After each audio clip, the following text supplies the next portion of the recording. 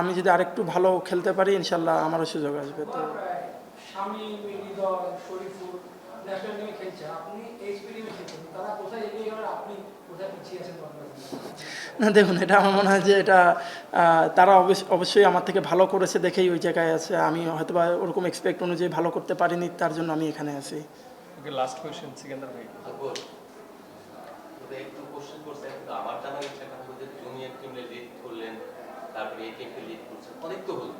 এখন সিনিয়র টিমে কখন মানে লিড করবেন? লিড না করে অন্তত ওখানে তো দেখতে পাবো, কখন দেখবো? দেখুন ইনশাল্লাহ আমি যদি আরেকটু ভালো খেলতে পারি ইনশাল্লাহ আমারও সুযোগ আসবে। তো ব্যাটিংয়ে অবশ্যই ব্যাটিংয়ে ভালো করতে হবে। আপনার মানে আপনার ব্যাটিং অর্ডারটা কিন্তু খুব সাফল্য। আপনি কি একটু উপরের দিকে ব্যাট করতে চান? আপনার কি ইচ্ছাটা আছে?